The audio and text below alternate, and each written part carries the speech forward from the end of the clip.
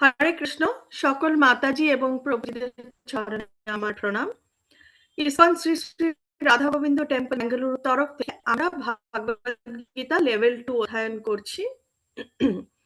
আজকে তৃতীয় দিনে আমাদের দ্বিতীয় অধ্যায় কন্টিনিউ হবে। ইসকন শ্রী শ্রী রাধা গোবিন্দ টেম্পল বেঙ্গালুরু তরফ থেকে আপনাদের সকলকে সুস্বাগতম। শ্রী শ্রী রাধা গোবিন্দ জি কি জয়। श्रीला प्रभुपाद की जय, श्रीला गुरु महाराज की जय, गुरु परंपरा की जय। আমরা মঙ্গলাচরণ দিয়ে শুরু করব। ওম অজ্ঞানতিমিরান্ধস্য জ্ঞানাঞ্জনশলাকয়া চক্ষুরুন্মিলিतं येन তস্मै শ্রীগুরুভে নমঃ। শ্রীচৈতন্য মনোভীষ্টং স্থাপিतं येन भूतले स्वयं रूपा कदा मह्यं ददाति स्वापदान्तिकं।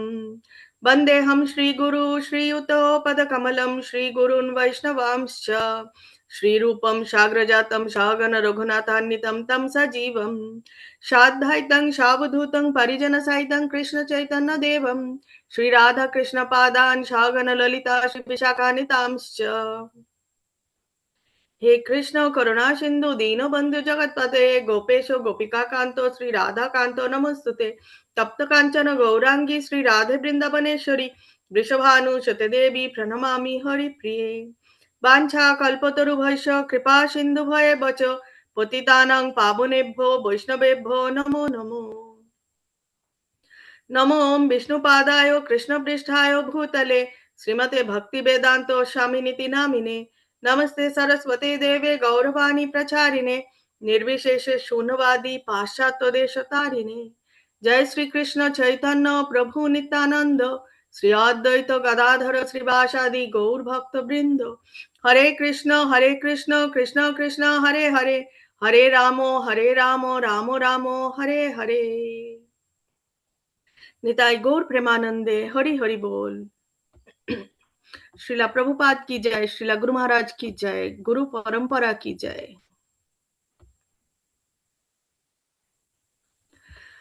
আজকে আমাদের দ্বিতীয় অধ্যায় অষ্টম শ্লোক থেকে শুরু হবে। ওম নমো ভগবতে বাসুদেবায়, ওম নমো ভগবতে বাসুদেবায়, ওম নমো ভগবতে বাসুদেবায়। অষ্টম শ্লোক দ্বিতীয় অধ্যায়। দ্বিতীয় অধ্যায়ের নাম হচ্ছে সাংখ্যযোগ। কেন সাংখ্যযোগ? কারণ পুরো ভগবদ গীতার সারাংশটাই রয়েছে দ্বিতীয় অধ্যায়তে। অষ্টম শ্লোকে চলে যাব। না হি প্রপশ্যামি মমানুদ্যায়াদ यच्चोखमुच्छोषणमिन्द्रियाणम् अवाप्य भूमाव्य शपातनं रिद्धिं राज्यं सुराणाम् अपि चाधिपत्यम्।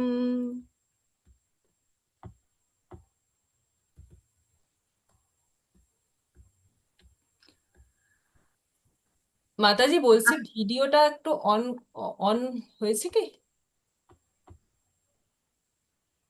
হরে কৃষ্ণ। হ্যাঁ, ভিডিও শেয়ারিং দেখাচ্ছে না আপনাদের? না, ওই মানে ভিডিওটা নয়, মানে এখানে যে ইউটিউব রেকর্ডিং। হ্যাঁ হ্যাঁ হ্যাঁ, ওকে লাইভ হয়েছে। ওকে।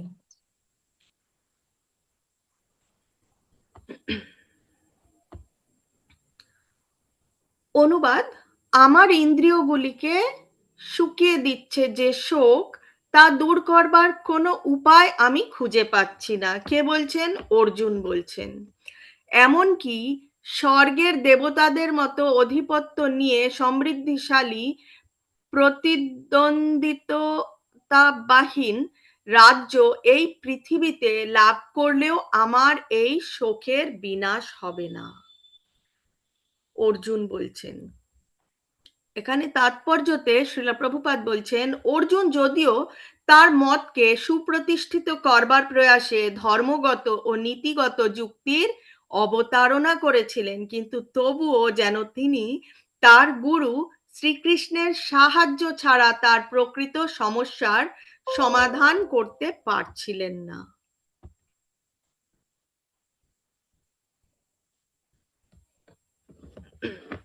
আমরা এখানে একটা ছোট্ট উদাহরণ নিচ্ছি শ্রী চৈতন্য চরিতামৃত থেকে। সেখানে চৈতন্য মহাপ্রভু বলছেন, যিনি কৃষ্ণ তত্ত্ববেত্তা তিনি ব্রাহ্মণই হন বা শূদ্রই হন, তিনি কেবল পারেন গুরু হতে। ঠিক আছে, এখানে ভগবান শ্রীকৃষ্ণের কথা বলা হয়েছে। কিবা বিপ্র কিবা ন্যাসী শূদ্র কেনে নয়, যে কৃষ্ণ তত্ত্ববেত্তা সেই গুরু হয়। তাহলে তত্ত্ববেত্তা যে যার আছে, যিনি তত্ত্ববিদ, তিনি একমাত্র গুরু হতে পারেন, যার জন্য অর্জুন ভগবান শ্রীকৃষ্ণকে গুরু হিসেবে মানছে। এখন সঞ্জয় কি বলছে নবম শ্লোকে, সঞ্জয় উবাচ एवं उक्ता ऋषिकेशं गुडाकेशा परन्तपः न योत्स्य इति गोविन्दम् उक्ता तुषिणीं बहुवः।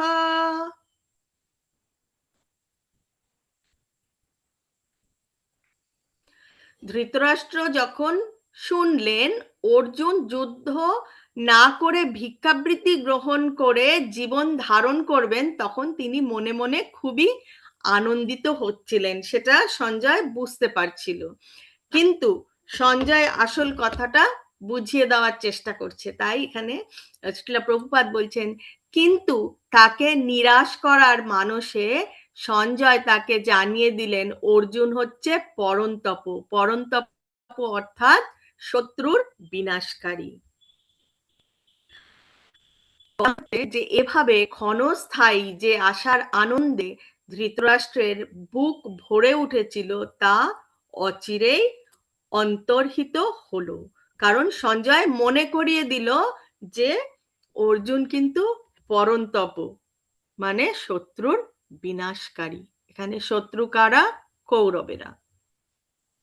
দশম শ্লোকে বলছেন, তবম তম উবাচ ঋষিকেশা প্রহাসন ইব ভারতা সেনায়োর উভয়োর মধ্যে বিষিদন্তম ইদম বচঃ।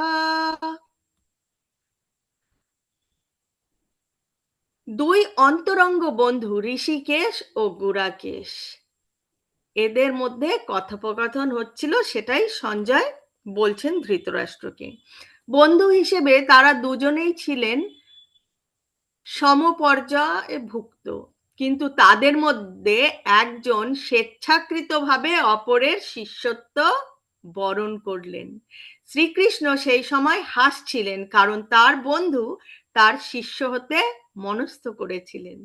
ভগবান শ্রীকৃষ্ণ তিনি পরমেশ্বর, তাই প্রভুরূপে তিনি সকলেরই নিয়ন্তা, কিন্তু তা সত্ত্বেও তিনি তার ভক্তের বাসনা অনুযায়ী তাদের বন্ধু, পুত্র এবং প্রেমিক হতে সম্মত হন। এখানে আমরা কি দেখেছি? এখানে অর্জুন চেয়েছিলেন যে ভগবান শ্রীকৃষ্ণ তার সাথে থাকুক। ভগবান শ্রীকৃষ্ণ কি বলেছিলেন? যে তিনি যুদ্ধে অংশগ্রহণ করবেন না। কিন্তু তারপরে কি করলেন? তার পার্থ সারথি, মানে তার যে পার্থ, তিনি পার্থ বলে ডাকতো অর্জুনকে, অর্জুনের রথের সারথি হওয়ার কথা দিয়েছিলেন এবং সারথি হয়েছিলেন। কিন্তু তার ভক্ত যখন শিষ্যত্ব বরণ করে তাকে গুরু হিসেবে গ্রহণ করেন, ভগবানকে শ্রীকৃষ্ণকে যখন গুরু হিসেবে গ্রহণ করেন, ভগবানকে যেই রূপে চায় সে কিন্তু ভগবানকে সেই রূপেই পায়। তো এখানে গুরু হিসেবে গ্রহণ করলেন, তাই তার শিষ্যত্ব বরণ করে তাকে গুরু হিসেবে গ্রহণ করলেন যখন অর্জুন, তখন তিনি তৎক্ষণাৎ গুরুর ভূমিকা গ্রহণ করে গুরুবৎ গাম্ভীর্য সহকারে উপদেশ দেওয়া শুরু করলেন। ভগবদ্গীতার বাণী কোনো বিশেষ ব্যক্তি, সমাজ অথবা সম্প্রদায়ের জন্য নয়, কারণ ভগবান হচ্ছেন সর্বকারণ কারণম। এই জড়া জগৎ এবং আধ্যাত্মিক জগৎ, সব জগতের পিতা হচ্ছে পরমেশ্বর ভগবান। অতএব এই আমরা 14টি লোক বলতে পারি বা ত্রিভুবন বলতে পারি, যা কিছু আছে সবের পিতা, সবের কারণ হচ্ছে ভগবান শ্রীকৃষ্ণ। তাই ভগবান কিন্তু কোনো পৃথক ব্যক্তির জন্য নয়, পৃথক সমাজের জন্য নয়, বা সম্প্রদায়ের জন্য নয়। তার এই বাণী সকলের জন্য, শত্রু মিত্র নির্বিশেষে সকলেই এর যথার্থ মর্ম হৃদয়ঙ্গম করে ভগবানের চরণে শরণাগতি লাভ করতে পারে।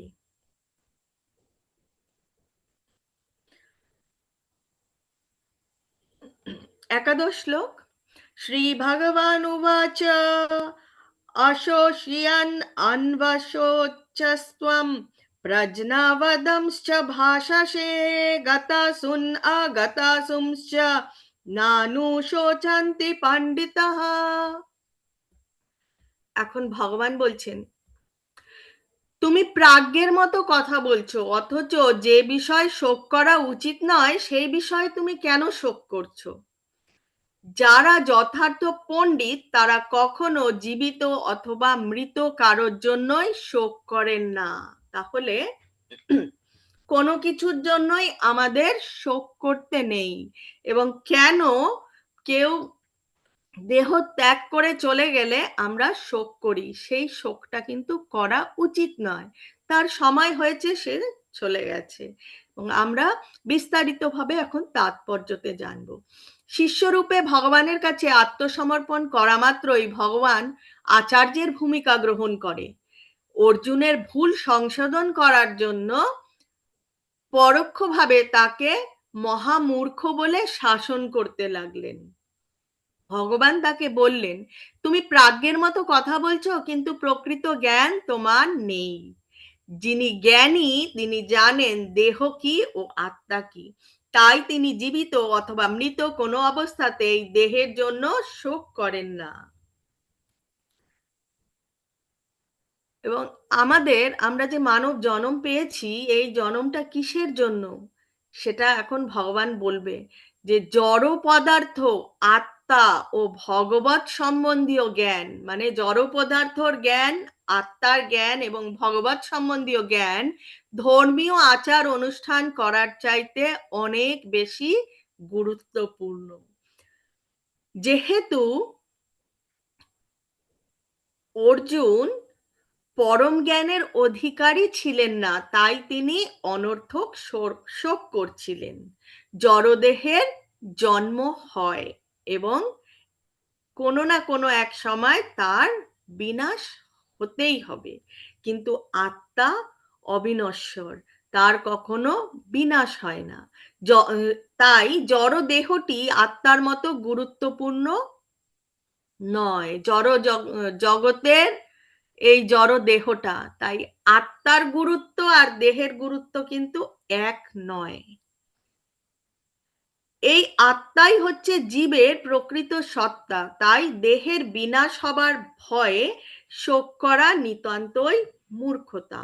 এই সত্য সম্বন্ধে যিনি অবগত তিনি হচ্ছেন প্রকৃত জ্ঞানী, এবং তিনি কোনো অবস্থাতেই জড় দেহের জন্য কোনো শোক করেন না।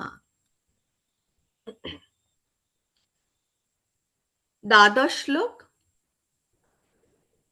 না ত্বেবহং যতু নাশম না ত্বম নেমে জনাধিপঃ না চৈব না ভবিষ্যামঃ সর্বে বয়মাত্মা পরম। এখন ভগবান বলছেন, এমন কোনো সময় ছিল না যখন আমি, তুমি ও এই সমস্ত রাজারা যারা যুদ্ধ করতে এসছেন তারা ছিলেন না, এবং ভবিষ্যতে কখনো আমাদের অস্তিত্ব বিনিষ্ট হবে না। তাৎপর্যে শ্রীলা প্রভুপাদ বলছেন, বেদ, কঠ উপনিষদ এবং শ্বেতাশ্বতর উপনিষদে বলা হয়েছে, কৃতকর্ম এবং তার ফল অনুসারে জীব যদিও ভিন্ন অবস্থায় পতিত হয়, কিন্তু পরমেশ্বর ভগবান সর্ব অবস্থাতেই তাদের পালন করেন, কারণ তিনি হচ্ছেন পালনকর্তা। যে যেরকম আছে তাকে সেইভাবেই পালন করেন। সেই পরমেশ্বর ভগবান পরমাত্মা রূপে সকলের হৃদয়ে বিরাজ করেন। যত রকমের জীব আছে সবের মধ্যে কিন্তু ভগবান পরমাত্মা রূপে আছেন। যে সমস্ত মহাত্মা অন্তরে ও বাইরে সেই একই পরমেশ্বর ভগবানকে দেখতে পান, তারাই কেবল পূর্ণতা লাভ করে শাশ্বত শান্তি লাভ করতে পারেন। সমদর্শিনা, সকলের মধ্যে ভগবানকে যিনি দেখেন তাকে বলা হয় সমদর্শিনা। কঠ উপনিষদে বলা হয়েছে, নিত্য নিত্যানাং চেতনশ্চ চেতনম একবুহনাম যো বিদ্ধতি কামন। যিনি নিত্যের মধ্যে পরম নিত্য, চেতনার মধ্যে পরম চেতন, এবং যিনি এক হয়েও সকলের কামনা পূর্ণ করেন, যারা ধীর তারা অন্তরের অন্তঃস্থলে সর্বদাই তাকে দর্শন করেন এবং শাশ্বত শান্তি অনুভব করেন। কিন্তু যারা ভগবানের ভজন করেন না, তারা কখনোই ভগবানকে লাভ করতে পারে না। পরমেশ্বর হচ্ছেন পরম স্বতন্ত্র পুরুষ এবং ভগবানের নিত্য পার্ষদ অর্জুন এবং সেখানে সমবেত সমস্ত রাজারা হচ্ছেন স্বতন্ত্র শাশ্বত ব্যক্তি। এমন নয় যে পূর্বে তারা ছিলেন না এবং ভবিষ্যতে থাকবেন না। তাদের ব্যক্তি স্বাতন্ত্র পূর্বে বর্তমান ছিল এবং ভবিষ্যতেও নিরবচ্ছিন্নভাবে বর্তমান থাকবে। তাই কারো জন্য শোক করা নিতান্তই নিরর্থক। ভগবান শ্রীকৃষ্ণ এখানে স্পষ্টভাবে বলছেন, ভগবানের নিজের এবং অন্য সকলের অস্তিত্ব শাশ্বত। কারণ স্বতন্ত্র সত্তার বিনাশ কখনোই হয় না, এই কথা উপনিষদেও বলা হয়েছে। জীবের ব্যক্তি শাশ্বততন্ত্র যদি সর্ব অবস্থায় বজায় না থাকতো, তবে ভগবান কখনোই বলতেন না যে ভবিষ্যতে কখনো এর বিনাশ হবে না।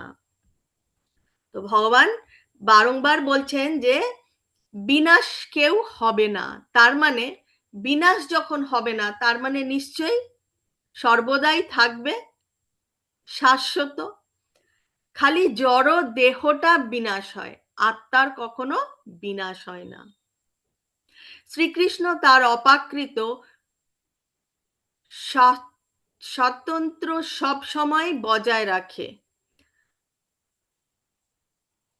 যদিও তাকে সীমিত সাধারণ চেতনা বিশিষ্ট বদ্ধ জীব বলে মনে করা হয়, তবে ভগবদ্গীতাকে কখনোই পরম তত্ত্বজ্ঞান সম্বন্ধিত শাস্ত্র হিসেবে গ্রহণ করা যাবে না।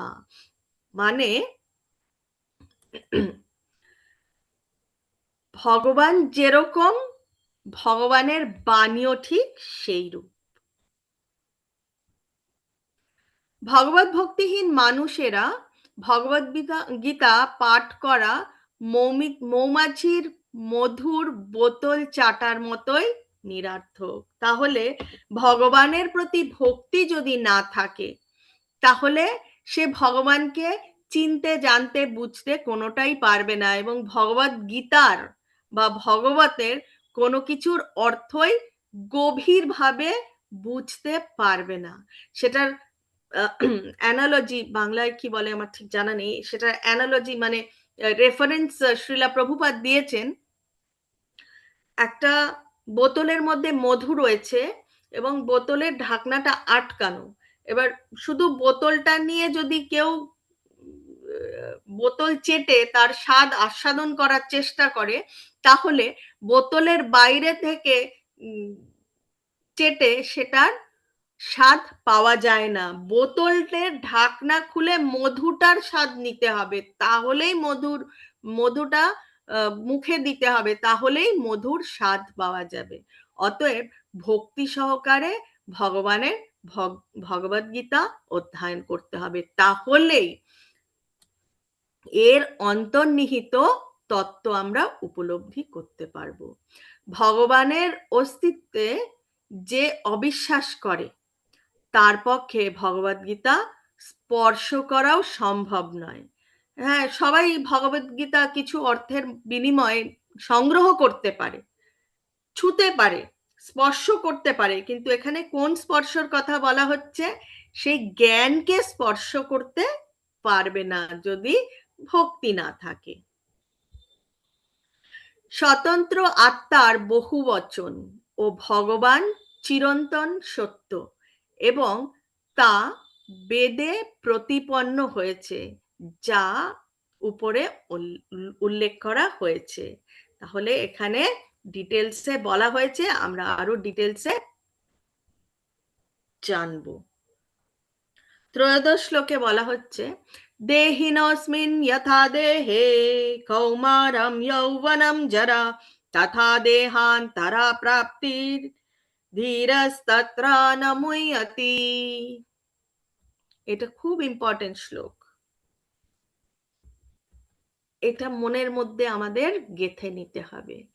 দেহির দেহ যেভাবে কৌমার, যৌবন ও জরার মাধ্যমে তার রূপ পরিবর্তন করে চলে, মৃত্যুকালে তেমনি এই দেহি, দেহি মানে দেহ হচ্ছে আমাদের এই জরা জগতের দেহটা, আর দেহের ভেতরে যে থাকে, যার জন্য আমাদের এই দেহটাকে আমরা বলি যে জীবিত আছে, তিনি হচ্ছেন দেহি বা আত্মা। এই এক দেহ থেকে অন্য কোনো দেহে দেহান্তরিত হয়। তাহলে আত্মা কি করে? আত্মা এক দেহ, এই দেহটা যখন পুরনো হয়ে যায়, অচল হয়ে যায়, তখন এই দেহটাকে ছেড়ে দিয়ে নতুন একটা দেহতে যায়। এবং স্থিতপ্রজ্ঞ পণ্ডিতেরা কখনোই এই পরিবর্তনে মুহ্যমান হন না। তাৎপর্য, যেহেতু প্রত্যেকটি জীব হচ্ছে একটি স্বতন্ত্র আত্মা, কিন্তু প্রতি মুহূর্তেই প্রত্যেকেই তার দেহ পরিবর্তন করে চলেছে। তার ফলে কখনো সে শিশু, কখনো কিশোর, কখনো যুবক এবং কখনো বৃদ্ধ, এভাবে নানা রূপ ধারণ করছে। কিন্তু জীবের যে প্রকৃত সত্তা, আত্মার কোনো পরিবর্তন হয় না। তাহলে এখানে আমরা জানতে পারছি জীবের যে সত্তা, সেটা হচ্ছে আত্মা, এবং সেই আত্মার কোনো পরিবর্তন হয় না।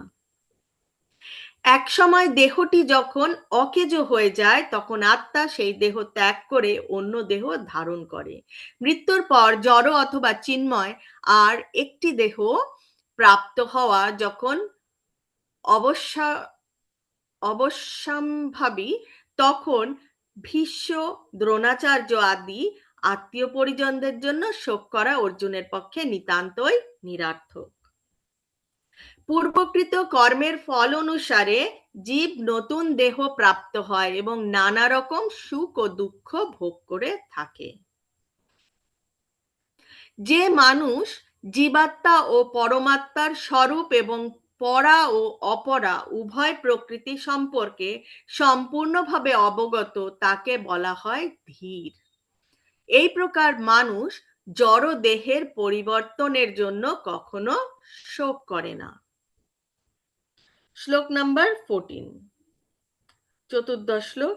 মাত্রা স্পর্শাস্তু কৌন্তেয়া শীতোষ্ণা সুখ দুঃখদঃ আগামাপায়িনো নিত্যাস তম তিতিক্ষাস্ব ভারত।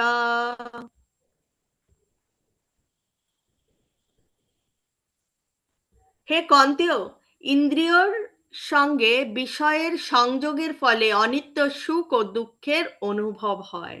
সেগুলি ঠিক যেন শীত ও গ্রীষ্ম ঋতুর গমনাগমনের মতো।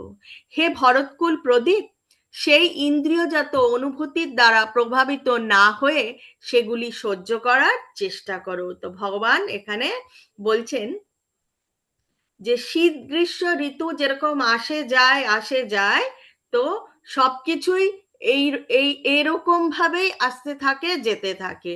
অতএব কোনো কিছুর জন্য শোক করলে চলবে না, সহ্য করতে হবে।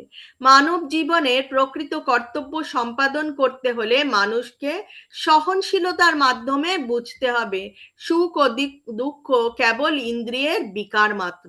শীতের পর যেমন গ্রীষ্ম আসে, তেমনি পর্যায়ক্রমে সুখ ও দুঃখও আসে।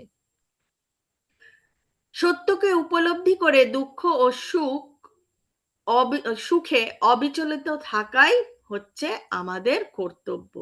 বেদে নির্দেশ দেওয়া আছে যে খুব সকালে উঠে স্নান করতে হয়, এবং শাস্ত্র অনুসরণ করে চললে আমাদের অনেক সকালে ঘুম থেকে উঠে স্নান করতে হবে।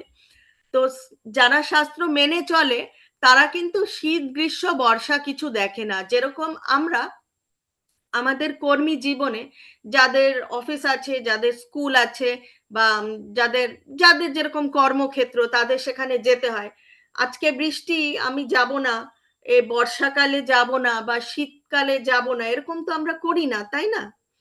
আমাদের কিন্তু সেই সকালে উঠে স্নান করে রেডি হয়ে কর্মক্ষেত্রে যেতেই হবে, যেতে হবে মানে যেতেই হবে, সেটা শীত হোক গ্রীষ্ম হোক বর্ষা হোক, যেতেই হবে।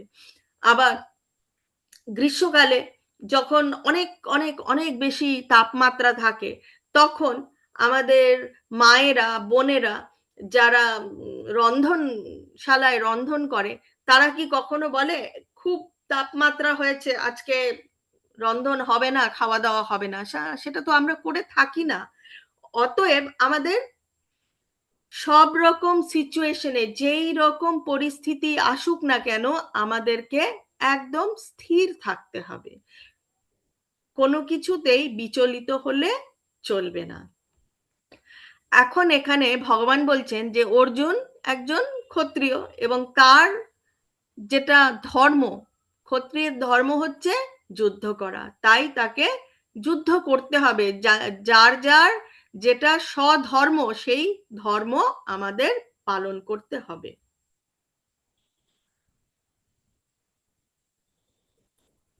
এই জ্ঞানের প্রভাবে তার হৃদয়ে ভগবত ভক্তির সঞ্চার হয়। কিসের জ্ঞান? এই যে আত্মা এবং দেহ দুটো আলাদা। দেহ হচ্ছে জড় জগতের, জড় জগতের দেহ জড় জগতেই ফেলে যেতে হবে, এবং আত্মার কিন্তু কোনো চেঞ্জ হয় না, কোনো পরিবর্তন হয় না, সেই জ্ঞানের কথা এখানে বলা হচ্ছে।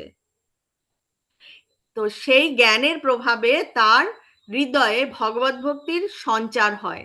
এই জ্ঞানটা যে আমরা সবাই জানি, কিন্তু আমরা বুঝতে চাই না। বুঝতে হবে, মনের ভেতরে নিয়ে নিতে হবে, তাহলেই আমরা ভগবানের প্রতি এই আন্তরিক ভক্তি ভক্তির আন্তরিক ভক্তি লাভ করতে পারবো, এবং মায়ার বন্ধন থেকে আমরা মুক্ত হতে পারবো।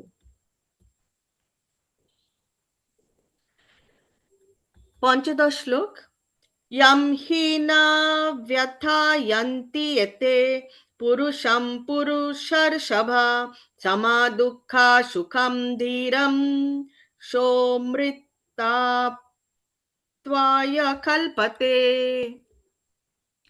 হে পুরুষ শ্রেষ্ঠ অর্জুন, যে জ্ঞানী ব্যক্তি সুখ ও দুঃখকে সমান জ্ঞান করেন এবং শীত ও উষ্ণ আদি দ্বন্দ্বে বিচলিত হন না, তিনি মুক্তি লাভের প্রকৃত অধিকারী। তাহলে কেন মুক্তি লাভ করতে পারবে? কারণ তিনি বিচলিত হবে না, কোনো পরিস্থিতি তাকে বিচলিত করতে পারবে না, তাই মায়ার বন্ধনেও সে বেঁধে যাবে না, তার ফলেই সে মুক্তি লাভ করতে পারবে। তাৎপর্য, যে মানুষ সুখে দুঃখে সম্পূর্ণ অবিচলিত থেকে তার পারমার্থিক উন্নতি সাধন করতে দৃঢ় প্রতিজ্ঞ হন, তিনি অনায়াসে এই ভব যন্ত্রণা থেকে মুক্তি লাভের যোগ্য হন।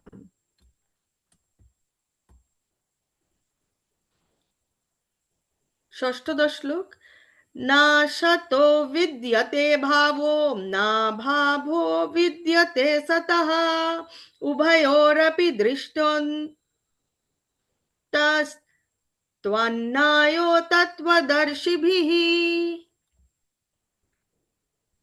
যারা তত্ত্বদ্রষ্টা তারা সিদ্ধান্ত করেছেন যে অনিত্য জড় বস্তুর স্থায়িত্ব নেই এবং নিত্য বস্তু আত্মার কখনো বিনাশ হয় না। তারা উভয়ে প্রকৃতির যথার্থ স্বরূপ উপলব্ধি করে এই সিদ্ধান্তে উপনীত হয়েছেন। তাৎপর্য, প্রতি মুহূর্তে এই জড় দেহর পরিবর্তন হচ্ছে, জড় জগতেরও পরিবর্তন হচ্ছে প্রতি মুহূর্তে, তাই জড় দেহেরও পরিবর্তন হবে। এই দেহের কোনো স্থায়িত্বই নেই, কিন্তু দেহ ও মনের সব রকম পরিবর্তন হওয়া সত্ত্বেও, এই দেহ এবং মনের মধ্যে পরিবর্তন হচ্ছে, এই পরিবর্তন হওয়া সত্ত্বেও দেহের ভেতরে যে দেহি রয়েছে তার কিন্তু কোনো পরিবর্তন হয় না। জড়দেহ ও সনাতন আত্মার মধ্যে এটাই হচ্ছে পার্থক্য। দেহের প্রকৃতি হচ্ছে চির পরিবর্তনশীল আর আত্মা হচ্ছে চির শাশ্বত সনাতন। মায়ার দ্বারা মোহাচ্ছন্ন বদ্ধ জীবের প্রতি ভগবান কৃষ্ণের এটাই হচ্ছে সর্বপ্রথম উপদেশ। কি উপদেশ? যে জীব হচ্ছে ভগবানের অবিচ্ছেদ্য অংশ, তাই সে ভগবানের নিত্যদাস। এই জ্ঞান উপলব্ধি করা হলেই অজ্ঞানতার আবরণ উন্মোচিত হয়ে এবং তারপর ভগবানের সঙ্গে উপাস্য আর উপাস্যকের সম্পর্ক পুনঃপ্রতিষ্ঠা লাভ হয়। বেদান্ত সূত্র ও শ্রীমদ্ ভাগবতে বলা হয়েছে ভগবান হচ্ছেন সবকিছুর উৎস, সবকিছুই উদ্ভূত হয়েছে ভগবানের থেকে, তিনি হচ্ছেন সর্বকারণ কারণম। শক্তি ও শক্তিমানের মধ্যে যদিও কোনো ভেদ নেই, তবুও শক্তিমান হচ্ছেন শক্তির নিয়ন্তা, তিনি হচ্ছেন শক্তির কন্ট্রোলার। শক্তিমান শক্তিকে কন্ট্রোল করেন। পরমেশ্বর ভগবান হচ্ছেন শক্তিমান এবং শক্তি বা প্রকৃতি সব অবস্থাতেই তার নিয়ন্ত্রণাধীন। মায়ার অন্ধকারে যখন জীব আচ্ছন্ন থাকে তখন সে ভগবত তত্ত্ব উপলব্ধি করতে পারে না। ভগবান তাই জীবকে মায়ান্ধকার থেকে মুক্ত হয়ে সত্য দর্শন করবার জন্য এই ভগবদ গীতার শিক্ষা দান করেছেন। সপ্তদশ শ্লোকে अविनाशी तु तद्विद्धि येन सर्वं निदं ततं विनाशम् अव्ययस्य न कश्चित् कर्तुमर्हसि। যা সমগ্র শরীরে পরিব্যাপ্ত হয়ে রয়েছে তাকে তুমি অবিনাশী বলে জানবে। সেই অব্যয় আত্মাকে কেউ বিনাশ করতে সক্ষম হয় না। তাৎপর্যে কি বলা হয়েছে? বলা হয়েছে এই শ্লোকে আরো স্পষ্টভাবে আত্মার প্রকৃত স্বরূপ ব্যাখ্যা করা হয়েছে। এই আত্মা সারা দেহ জুড়ে বিস্তৃত রয়েছে। যে কেউ হৃদয়ঙ্গম করতে পারে সমগ্র দেহ জুড়ে কি বিস্তৃত হয়ে আছে সেটি হচ্ছে চেতনা। এই আত্মার আয়তন কত এখন আমরা জেনে নেব। এই আত্মার আয়তন আমাদের যে কেশ রয়েছে তার 10,000 ভাগের 1 ভাগের সমান বর্ণনা করা হয়েছে। তাহলে একটা কেশকে মানে যে টিপ অফ দি হেয়ার, ঠিক আছে, একদম মাথায় এই জায়গাটাকে 10,000 ভাগ যদি করা হয় তাহলে যে অংশটা ঠিক ততটুকুই হচ্ছে এই আত্মা। কেশাগ্রকে শতভাগে ভাগ করে তাকে আবার শতভাগে ভাগ করলে তার যে আয়তন হয় আত্মার আয়তন ততখানি। আত্মা পরমাণু সদৃশ্য এবং শুদ্ধ বুদ্ধিমত্তার দ্বারা তাকে অনুভব করা যায়। এই আত্মা পঞ্চবিধ বায়ুতে ভাসমান থেকে হৃদয়ে অবস্থান করে এবং জীবাত্মার সমগ্র দেহে তার প্রভাব বিস্তার করে। এই আত্মাটা যদি দেহের মধ্যে না থাকে তাহলে দেহটা অচল, পচে গলে নষ্ট হয়ে যাবে। জীব দেহের সমস্ত কার্যকলাপ হৃদয়ের দ্বারা পরিচালিত হয়। যে সমস্ত রক্তকণিকা ফুসফুস থেকে অক্সিজেন বহন করে তারা তাদের শক্তি আরোহণ করে কোথা থেকে? আত্মার থেকে। আত্মা যখন জড়দেহ ত্যাগ করে চলে যায় তখন রক্ত সঞ্চালন, শ্বাস প্রশ্বাস আদি দেহের সমস্ত ক্রিয়াগুলি বন্ধ হয়ে যায়। আত্মা সম্পর্কিত এই বৈজ্ঞানিক তথ্য পরম পুরুষোত্তম ভগবান স্বয়ং ভগবদ্গীতায় সুস্পষ্টভাবে বর্ণনা করেছেন। আপনারা ডিটেলসে আরো পড়ে নেবেন, তাহলে ডিটেলসটা জানতে পারবেন।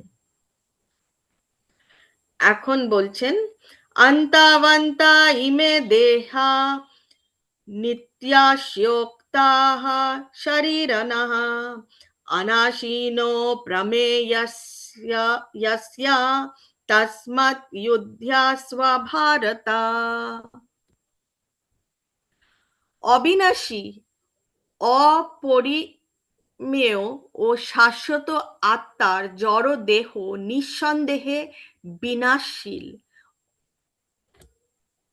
অতএব হে ভরত, তুমি শাস্ত্রবিহিত স্বধর্ম পরিত্যাগ না করে যুদ্ধ করো।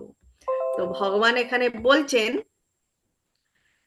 যে এই যে জড় দেহটা, এটা তো আমরা এই জরা জগতে এসে লাভ করেছি, কিন্তু যে আত্মা, সেই আত্মা হচ্ছে শাশ্বত, তার কখনো বিনাশ হয় না। জড়দেহে জড়দেহের ধর্মই হচ্ছে বিনাশপ্রাপ্ত হওয়া। জড়দেহ এই মুহূর্তে ধ্বংস হয়ে যেতে পারে, নতবা 100 বছর পরেও ধ্বংস হতে পারে, কিন্তু একদিন না একদিন তাকে ধ্বংস হতেই হবে। অনির্দিষ্ট কাল পর্যন্ত আত্মাকে টিকিয়ে রাখার কোনো সুযোগ নেই। কোথায় টিকিয়ে রাখার সুযোগ নেই? এই দেহের মধ্যে আত্মাকে টিকিয়ে রাখার সুযোগ নেই। কিন্তু আত্মা এত সূক্ষ্ম যে তাকে দেখাই যায় না, সুতরাং কোনো শত্রুই তাকে দেখতেও পারবে না এবং হত্যাও করতে পারবে না। কাকে? আত্মাকে। পূর্বকৃত কর্ম অনুসারে সমগ্র আত্মার ক্ষুদ্রাতি ক্ষুদ্র অংশ এক একটি জড়দেহ প্রাপ্ত হয়। সেই জন্যই শাস্ত্রের নির্দেশ অনুসারে জীবনযাপন করা উচিত। এখানে এটাও খুব ইম্পর্টেন্ট কথা। শাস্ত্রের নির্দেশ অনুসারে আমরা যদি জীবনযাপন না করি, তাহলে যেভাবে জীবনযাপন করব পরবর্তীতে আমরা কিন্তু ঠিক সেই রকম জরাদেহ পাবো। শাস্ত্রের নির্দেশ অনুসারে কর্তব্য কর্ম অনুষ্ঠান করার ফলে উপযুক্ত দেহ প্রাপ্ত হয়ে জীবাত্মা জড়বন্ধন থেকে মুক্ত হতে পারে। আর যদি না করে, অনুসরণ না করে, তাহলে আবার কোনো না কোনো নিম্ন স্তরের দেহ গ্রহণ করবে এবং তারপরে সেই কষ্ট দুঃখ ভোগ করতে হবে। সূর্যের আলোক যেমন সমস্ত ব্রহ্মাণ্ডকে প্রতিপালন করে, ঠিক তেমনি আত্মার আলোকও এই জড় দেহকে প্রতিপালন করে। যে মুহূর্তে আত্মা তার দেহটি পরিত্যাগ করে তখন থেকেই সেই দেহটি পচতে শুরু করে। দেহে আত্মা থাকে বলেই দেহটিকে এত সুন্দর বলে মনে হয়, কিন্তু আত্মা ব্যতীত দেহের কোনো গুরুত্বই নেই। ভগবান শ্রীকৃষ্ণ তাই অর্জুনকে উপদেশ দিয়েছিলেন দেহত্ব বুদ্ধি পরিত্যাগ করে ধর্ম সংস্থাপনের জন্য যুদ্ধ করতে। শ্লোক নাম্বার 19। ये एनं वेत्ति हन्तारं यश्चैनं मन्यते हतम् उभौ तौ न विजानीतो नयं हन्ति न हन्यते। যিনি জীবাত্মাকে হত্যা বলে মনে করেন, হন্তা বলে মনে করেন, কিংবা যিনি যিনি একে নিহত বলে ভাবেন তারা উভয় আত্মার প্রকৃত স্বরূপ জানেন না, কারণ আত্মা কাউকে হত্যা করেন না এবং কারো দ্বারা নিহত হন না। যখন কোনো দেহধারী জীব মারাত্মক অস্ত্রের দ্বারা আঘাতপ্রাপ্ত হয় তখন জানতে হবে দেহের মধ্যে আত্মার মৃত্যু হয় না। আত্মা তখন আর সেই দেহে বাস করতে পারে না। আত্মা এত সূক্ষ্ম যে কোনো অস্ত্রের দ্বারাই তাকে হত্যা করা সম্ভব নয়। আর তাছাড়া আত্মা চিরশাশ্বত ও চিন্ময় হবার ফলে কোনো অবস্থাতেই তার বিনাশ হয় না। অবশ্য এখানে আত্মার বিনাশ হয় না আমরা জানতে পারছি, ভগবান বলছে, তাই বলে এটা বোঝায় না যে দেহটিকে হত্যা করলে কোনো অন্যায় হয় না।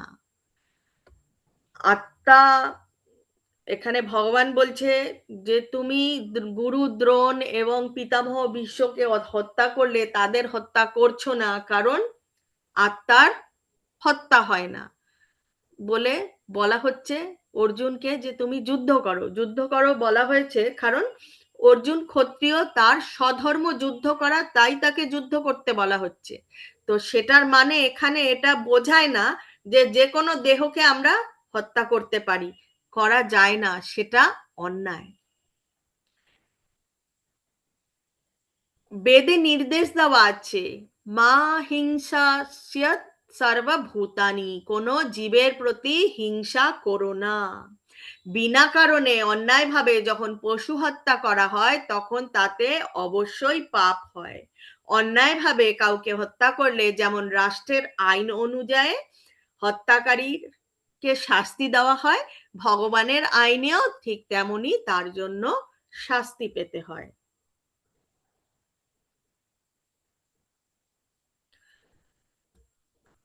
श्लोक नंबर 20। न जयते म्रियते वा कदाचिन्नयं भूत्वा भविता वना भूय अजो नित्या शाश्वतोऽयं पुराणो न हन्यते हन्यमाने शरीरे।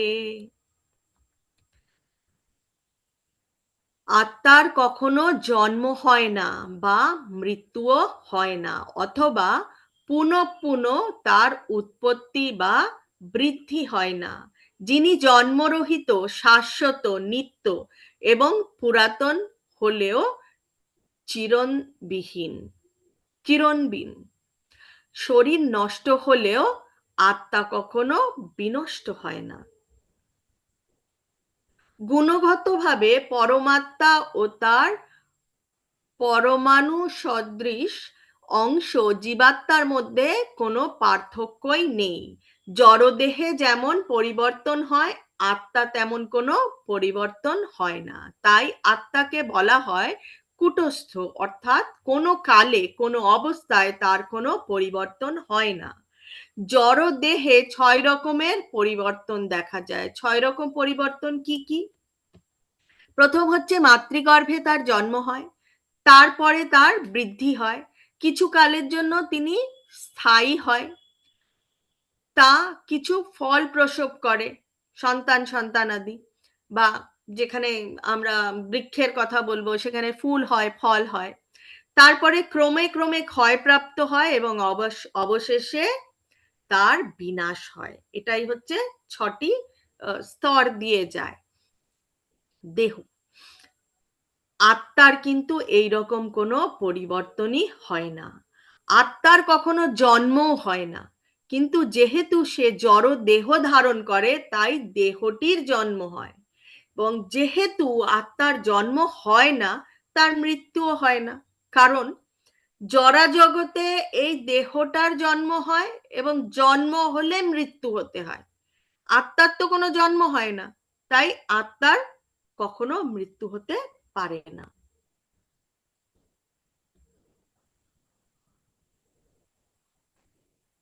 পরমাত্মা ও জীবাত্মা উভয়েই বৃক্ষ সদৃশ জীব দেহের হৃদয়ে অবস্থিত, যিনি সব রকম জড় বাসনা ও সব রকমের শোক থেকে মুক্ত হতে পেরেছেন, তিনি কেবল ভগবানের কৃপার ফলে আত্মার মহিমা উপলব্ধি করতে পারেন। ভগবান শ্রীকৃষ্ণ হচ্ছেন পরমাত্মার উৎস, যা পরবর্তী অধ্যায়ে বিশদভাবে ব্যাখ্যা করা হবে। শ্লোক নাম্বার 21। वेदा विनाशिनं नित्यं येनं अजमव्ययं कथं सा पुरुषा पार्थ कं घातायति हन्तिकम्। হে পার্থ, যিনি এই আত্মাকে অবিনাশী, শাশ্বত, জন্মরহিত ও অক্ষয় বলে জানেন, তিনি কিভাবে কাউকে হত্যা করতে বা হত্যা করাতে পারেন? সবকিছুরই যথার্থ উপযোগিতা আছে, এবং যিনি পূর্ণ জ্ঞান সম্পন্ন, তিনি জানেন কোন জিনিস কোথায় কিভাবে নিয়োগ করলে তার পূর্ণ সদ্য ব্যবহার করা হবে। আর সবকিছুর মতো হিংসারও যথার্থ উপযোগিতা আছে, এবং যিনি যথার্থ জ্ঞানী, তিনি জানেন কোথায় কখন কিভাবে হিংসার প্রয়োগ করতে হয়। বিচারক যখন আসামিকে খুনের জন্য দোষী সাব্যস্ত করে প্রাণদণ্ড দেন, তখন হিংসাত্মক কাজ করেছেন বলে বিচারককে কেউ কেউ বলে থাকে, কিন্তু আবার কেউ কেউ তাকে অভিযুক্ত করে না। কেন করে না? যারা বোঝে না তারা বলে যে কেন এত এরকম দণ্ড দিল, কিন্তু যারা বোঝে যে না এ কোনো পাপ কাজ করেছে, তারা কিন্তু সেই বিচারককে অভিযুক্ত করে না। কেন?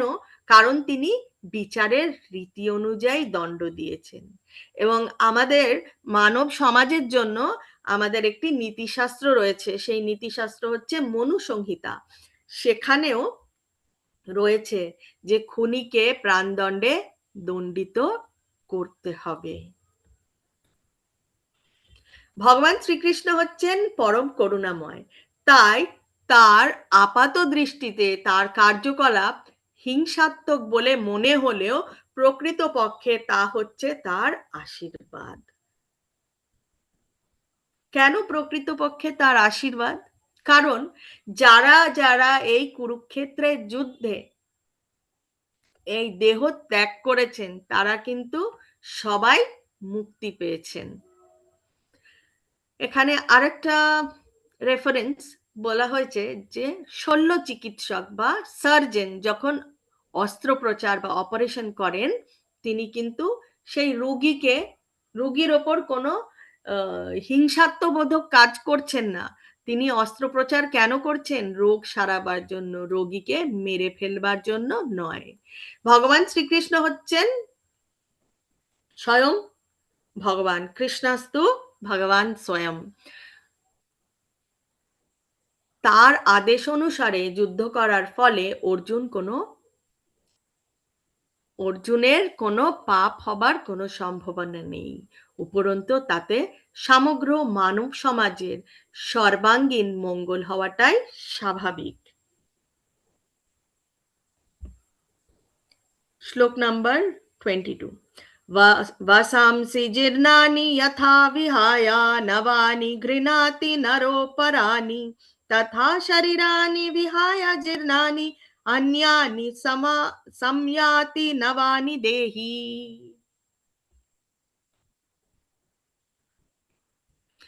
মানুষ যেমন জীর্ণ বস্ত্র পরিত্যাগ করে নতুন বস্ত্র পরিধান করে, দেহিও তেমনি জীর্ণ শরীর ত্যাগ করে নতুন দেহ ধারণ করেন। তাৎপর্যে বলা হয়েছে পারমাণবিক জীবাত্মা যে এক দেহ ছেড়ে আরেক দেহে ধারণ করে, তা সর্বজন স্বীকৃত তথ্য। পরমাত্মার কৃপার ফলেই অনুআত্মা ভিন্ন ভিন্ন দেহ প্রাপ্ত হয়। বিভিন্ন যে আত্মা রয়েছে বা বিভিন্ন জীবের মধ্যে যে আত্মা রয়েছে, তাকে বলা হয় অনুআত্মা, আর পরমাত্মাকে বলা হয় বিভু আত্মা। সেটাও রয়েছে, আমরা দেখে নেব আগামীতে। বন্ধু যেমন বন্ধুর মনোবাঞ্ছা পূর্ণ করে, পরমাত্মাও তেমন অনুআত্মার মনোবাঞ্ছা পূর্ণ করেন। মুন্ডক উপনিষদ ও শ্বেতাশ্বর উপনিষদে আত্মা ও পরমাত্মাকে একই গাছে বসে থাকা দুটি পাখির সঙ্গে তুলনা করা হয়েছে। আমরা যেহেতু পিডিএফ দেখছি, এখানে ছবিটা নেই, কিন্তু আমরা লেভেল 1-এ দেখেছি যে একটা বৃক্ষ এবং একটা বৃক্ষের মধ্যে দুটো পাখি রয়েছে, ঠিক আছে? তো সেই দুটো পাখির আপনার যদি মনে করতে পারেন সেই ছবিটারই কথা এখানে লেখা রয়েছে। তাদের মধ্যে একটি পাখি হচ্ছে জীবাত্মা, সেই গাছের ফল আস্বাদন করছে, এবং অন্য পাখিটি হচ্ছে ভগবান শ্রীকৃষ্ণ, পরমাত্মা। পরমাত্মা কি করছে? চুপচাপ বসে বসে দেখছে তার বন্ধুকে, মানে জীবাত্মাকে দেখছে যে সে সেই ফলের আস্বাদন করেই চলেছে, সে আর পরমাত্মার দিকে বা তার বন্ধুর দিকে তাকাচ্ছে না। এই দুটি পাখি গুণতভাবে যদিও এক, তবুও তাদের একজন সেই জড়জাগতিক গাছের ফলের আকর্ষণে আবদ্ধ, আর অন্যজন একান্ত সূরিদের মতো তার কার্যকলাপ পর্যবেক্ষণ করে চলেছে। তো এবার কথা হচ্ছে যে সেই মায়ার বন্ধনে পড়ে সেই পাখিটি ফল আস্বাদন করেই যাচ্ছে। তো ফল আস্বাদন যদি না করে, যদি অপর পাখিটির দিকে একবার ফিরে তাকায়, তাহলেই তার মুক্তি লাভ হয়। কিন্তু আমরাও সেই পাখিটির মতন, আমরাও জড়জগতে এসে মায়ার বন্ধনে বাধা পড়েছি, এবং তার মধ্যে এমন কর্ম করছি সেই বাঁধনটা আরো শক্ত হয়ে যাচ্ছে। এই জড় দেহরূপ বৃক্ষ জীবাত্মা কঠোর সংগ্রাম করছে, কিন্তু যে মুহূর্তে সে অন্য পাখিটির পরম গুরু রূপে গ্রহণ করতে সম্মত হয়, যেভাবে অর্জুন শ্রীকৃষ্ণের উপদেশ লাভের জন্য স্বতঃস্ফূর্তভাবে তার কাছে আত্মসমর্পণ করতে সম্মত হয়েছিলেন, তৎক্ষণাৎ অধীন পাখিটি সমস্ত শোক থেকে মুক্ত হয়। তাহলে আমরা যখনই ভগবানের দিকে ফিরে তাকাবো, এই যত রকমের আকর্ষণ আছে আমাদের এই জড়া জগতে, সেই আকর্ষণ ছেড়ে ভগবানের দিকে তাকালেই কিন্তু আমাদের এই জড়া জগতের দুঃখ, দুর্দশা, বেদনা সবকিছু এক মুহূর্তেই চলে যাবে। এখন আত্মার ব্যাপারে ভগবান আরো বলছেন, নৈনম ছিন্দান্তি শাস্ত্রাণি নৈনম দাহতি পাবকঃ ন চৈনম ক্লেদয়ন্তি আপো না শোষায়তি মারুতঃ। আত্মাকে অস্ত্রের দ্বারা কাটা যায় না, আগুনের দ্বারা পোড়ানো যায় না, জলের দ্বারা ভেজানো যায় না, অথবা হাওয়াতে শুকনো করা যায় না। তরবারি, আগ্নেয়াস্ত্র, পর্যনাস্ত্র বা বায়বীয় অস্ত্র আদি কোন রকমের অস্ত্র শস্ত্র আত্মাকে হত্যা করতে পারে না।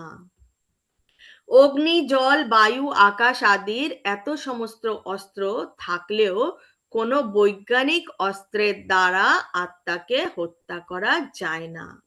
আত্মাকে যেমন অস্ত্রের দ্বারা কাটা যায় না, তেমনি আত্মাকে তার উৎস পরমাত্মার থেকেও কখনো বিচ্ছিন্ন করা যায় না।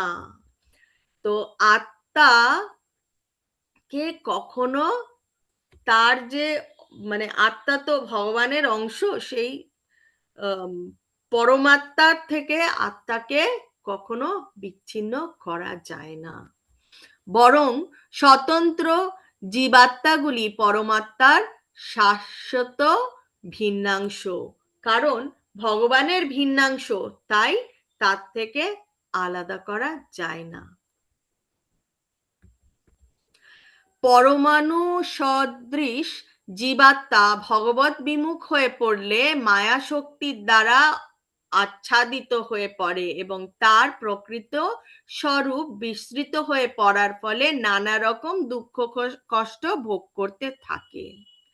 তো যেহেতু ভগবানকে ভুলে যায়, ভগবানকে কিন্তু মায়ার দ্বারা আচ্ছন্ন হয়ে ভুলে থাকে, কিন্তু সেই মায়ার যে আবরণ, সেটা যেই মুহূর্তে কাটবে, সেই আবরণটা যখন ছিন্ন হয়ে যাবে, সাথে সাথেই কিন্তু সেই আত্মা আবার, জীবাত্মা আবার ভগবানকেই চাবে। আমরা যেহেতু ভগবানের অংশ, তাই সবসময় আমাদের মধ্যে কিসের একটা আশা থাকে? কাউকে ভালোবাসার, কাউকে প্রেমের বাঁধনে বাঁধার একটা আর্জ থাকে, ভেতর থেকে একটা ইচ্ছা থাকে। সেটা আসলেই কাকে? সেটা হচ্ছে আসলেই ভগবান শ্রীকৃষ্ণকে।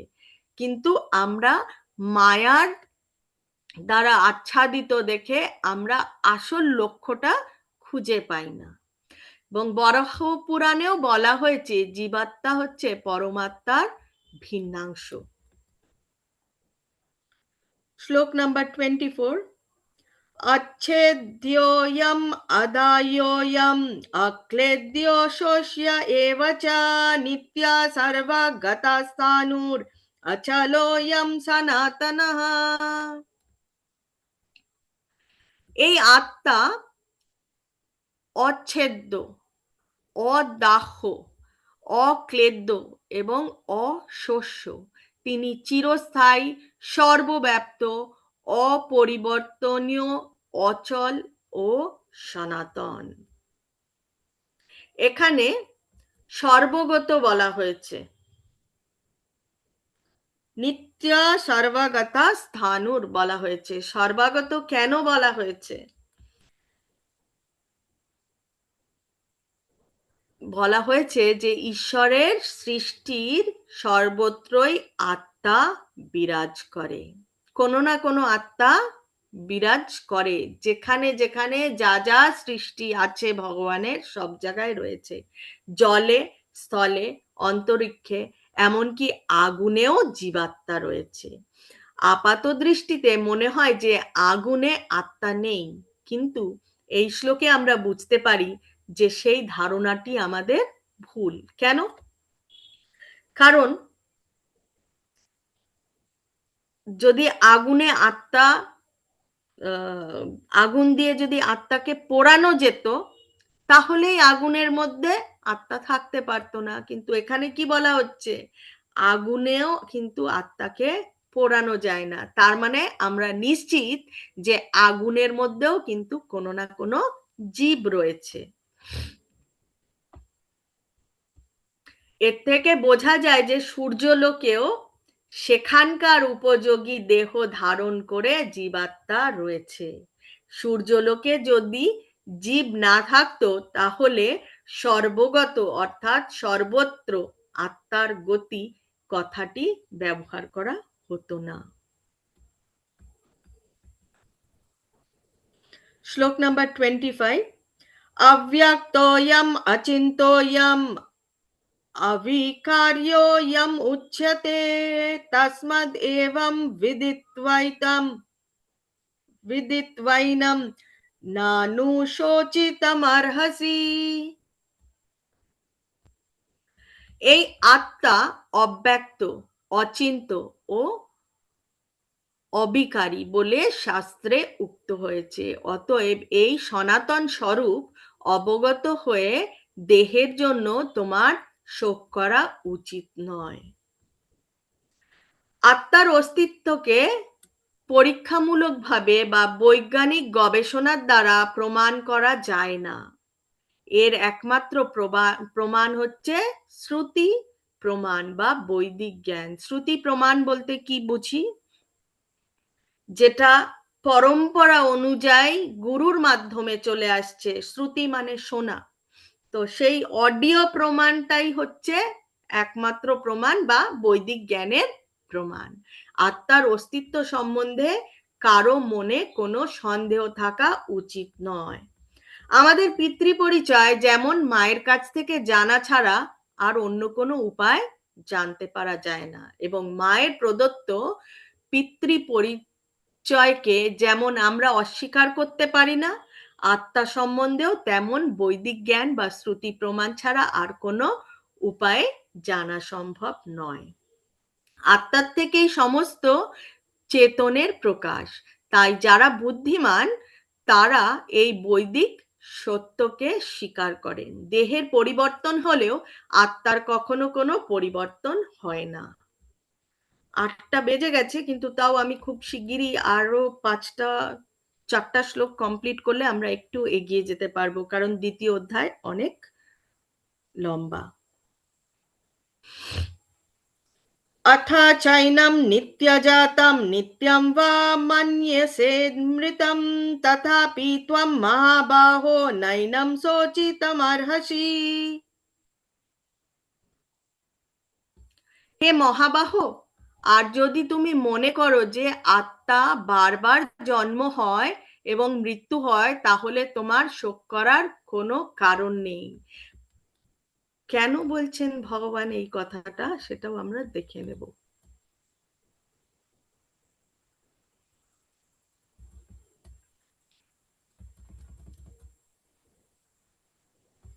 জাস্ট 1 মিনিট, আমার হাইলাইট করাটা হারিয়ে গেছে।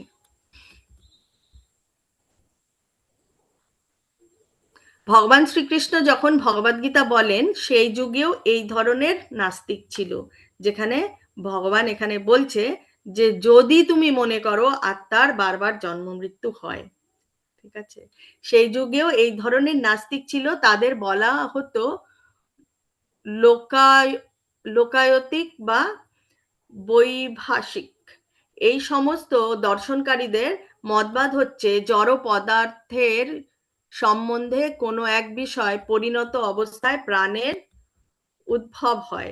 আধুনিক জড়বিজ্ঞানী ও জড়বাদী দার্শনিকরাও এই মতবাদ পোষণ করেন। তাদের মতে দেহটি হচ্ছে কতগুলি জড় উৎপাদনের সমন্বয় মাত্র, এবং কোনো এক পর্যায়ে জড় উৎপাদন ও রাসায়নিক উৎপাদনের ক্রিয়া প্রতিক্রিয়ার ফলে প্রাণের লক্ষণ বিকশিত হয়।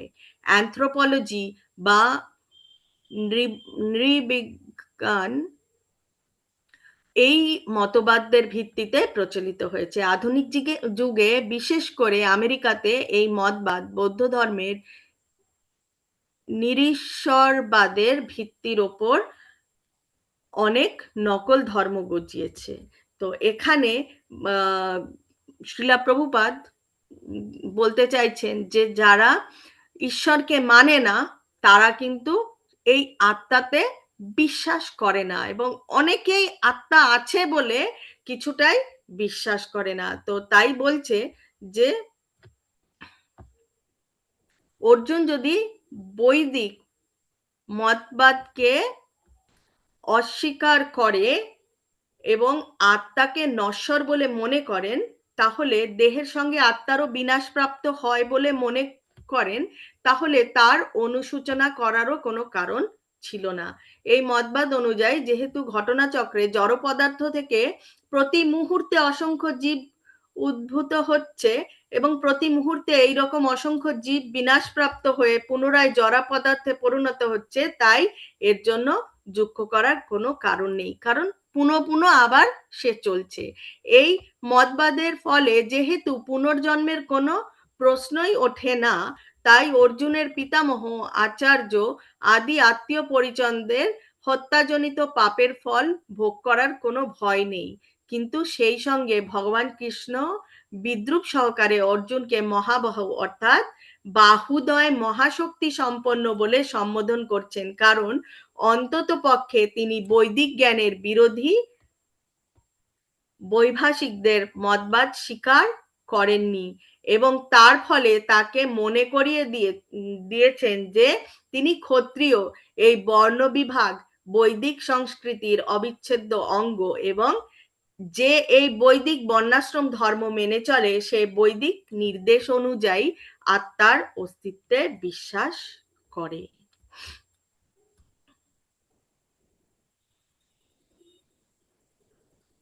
শ্লোক নাম্বার 27।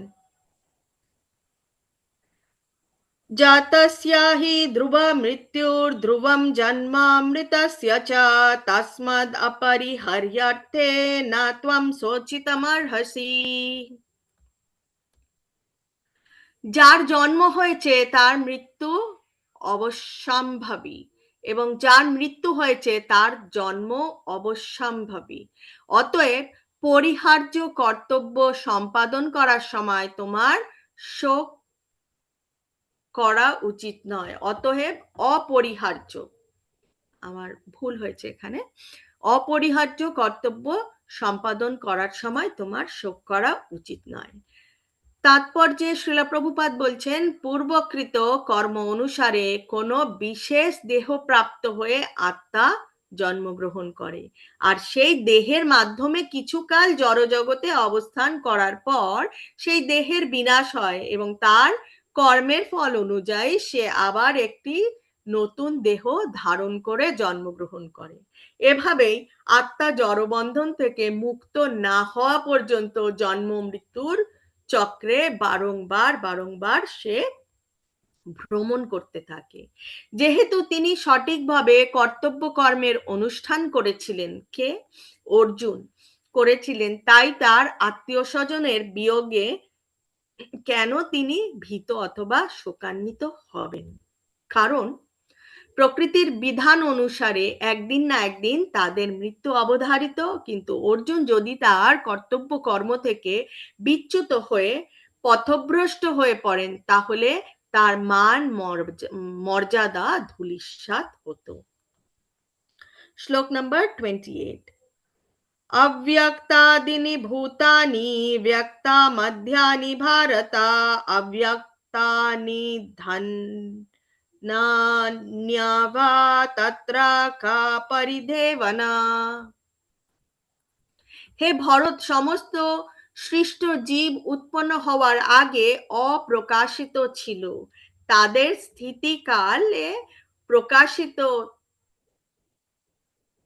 স্থিতিকালে প্রকাশিত থাকে এবং বিনাশের পর আবার অপ্রকাশিত হয়ে যায়। সুতরাং সেই জন্য শোক করার কোনো কারণ নেই।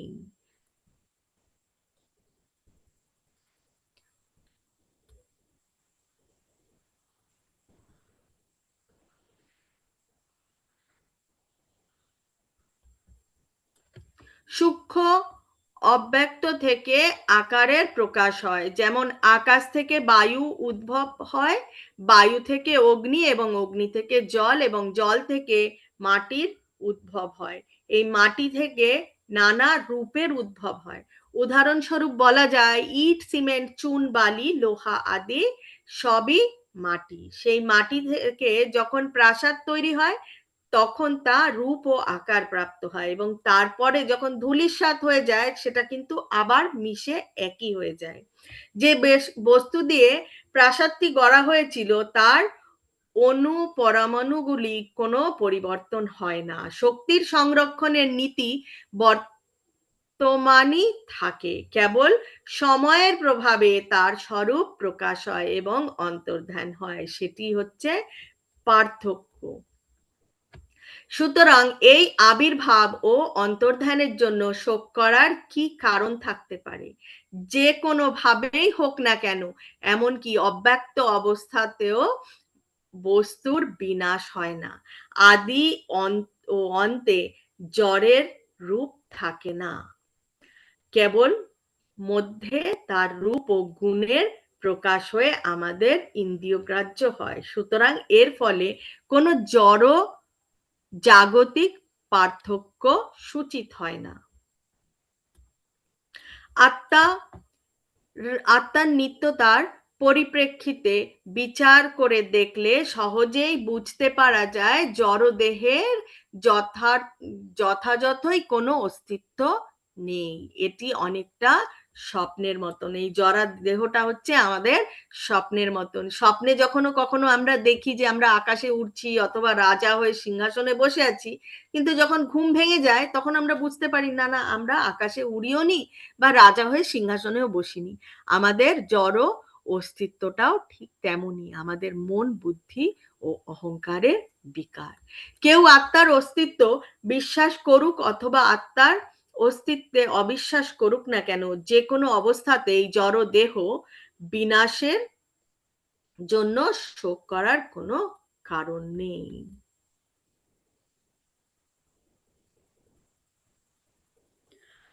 শ্লোক নাম্বার 29। आश्चर्यवत् पश्यति कश्चिदेनम् आश्चर्यवद् वदति तथैव चान्यः आश्चर्यवश्चैनमन्यः शृणोति श्रुत्वाप्यनं वेद न चैव कश्चित्। সত্য ঘটনা হচ্ছে যে পারমাণবিক আত্মা বিশালকায় পশুর দেহে, বিশাল বটবৃক্ষে, আবার অতি ক্ষুদ্র জীবাণু যেরকম ব্যাকটেরিয়া, ভাইরাস, তার কথাও এখানে কিন্তু মানে নিতে হবে, যারা লক্ষ কোটি সংখ্যায় মাত্র 1 ইঞ্চি পরিমাণ জায়গার মধ্যে যারা লক্ষ কোটি কোটি থাকতে পারে, তার মধ্যেও কিন্তু এই আত্মা অবস্থান করে। তো এটি অতি আশ্চর্যের কথা।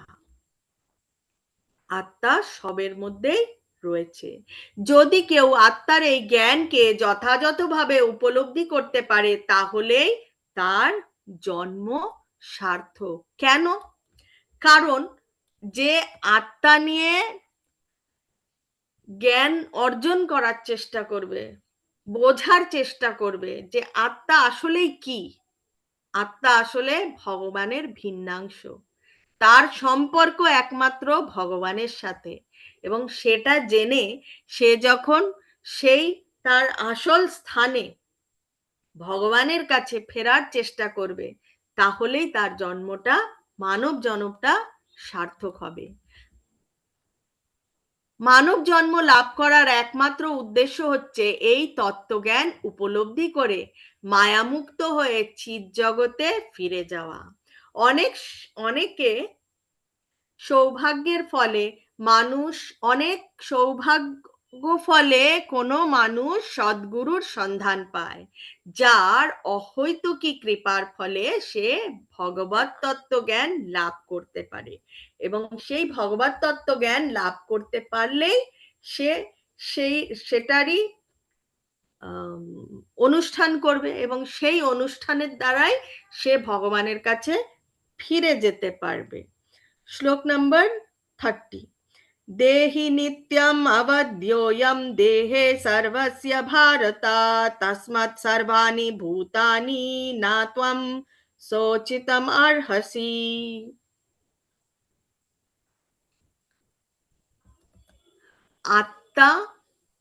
আত্মার অবিনশ্বরতার কথা প্রতিপন্ন করে ভগবান আবার উপসংহারের অর্জুনকে মনে করিয়ে দিচ্ছেন যে দেহের বিনাশ হলেও আত্মার বিনাশ হয় না।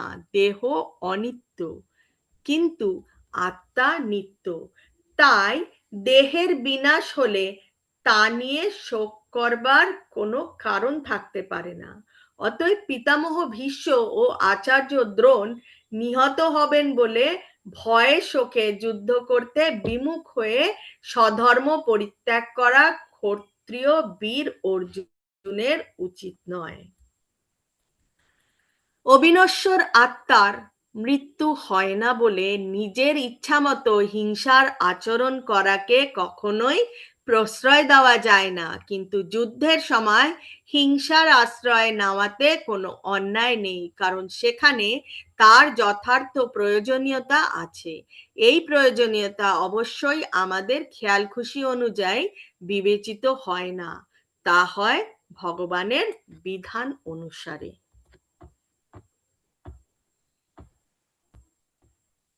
তাহলে আমাদের ক্লাস আমরা এখানেই রাখবো। আচ্ছা, মেসেজ এসছে দেখতে পাচ্ছি, শুক্রবার ও শনিবার ক্লাস হবে না। শুক্রবার এবং শনিবার আমার আলাদা ক্লাস থাকে, এক্সাম থাকে, তো শুক্র শনিবার ক্লাস আমি নিতে পারছি না। আমি এখন আনমিউট অপশন অন করব। আপনাদের কারোর যদি কোনো প্রশ্ন থেকে থাকে তাহলে আপনারা হ্যান্ড রেজ করবেন।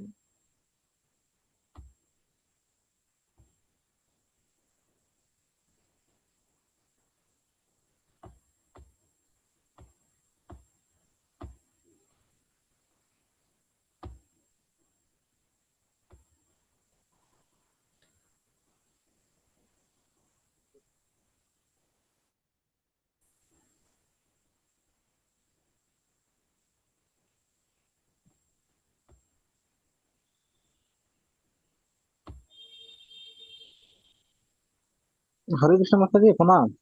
হরে কৃষ্ণ প্রভুজি, প্রণাম। মাতাজি বলছি, এখানে তো আমরা দেখলাম যে আত্মাকে এই যে জলে ভেজানো যায় না, কোন অস্ত্র দ্বারা কাটানো যায় না। তো মাতাজি, যে আমরা যে বিভিন্ন যে অপকর্ম করি, তার তার ফলে যে এই যে যে যা যা পাপ কর্ম করি, আহ, আহ, সেই পাপ কর্মের ফল আহ, মানে কি এই এই জড় দেহটা পায় না, আত্মা পায় মাতাজি। এটা একটু জড় ক্লিয়ার দেহ, করে দিলে ভালো জড় হয়। জড় সেই সেই জড় দেহ লাভ করে।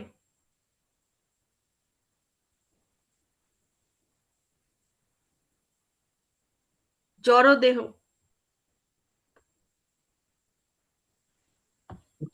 কিন্তু